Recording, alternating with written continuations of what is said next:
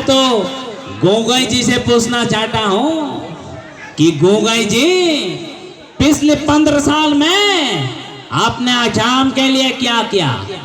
पहले आसाम के लोग गांटे थे, क्या गांटे थे? टीप टॉप देखिले आहू बोली नौकोबा मोरे नो पानी पोरा घोर। लेकिन जब से हमारा सरकार आए हैं हमने सभी घर को नए रूप से निर्माण किया। इस खुशी में एक बिहू का गाना होना चाहिए कि नहीं चाहिए? चाहिए। बोले चौटे गोए गोए बोहागे पाले ही थोड़ी ले भेबेली लौटा कोई नो ठाको ने औरों के न परे हमारे बिहू तिर कोठा। तो मरान के सभी मेरे प्यारे भाई और बहनों को फिर से हमारी तरफ से बहुत बहुत बिहू का शुभकामना है। और अब सभी के लिए एक तालियां होना चाहिए कि नहीं चाहिए? एक तालियां होना चाहिए कि नहीं चाहिए? जय आए, जय आए।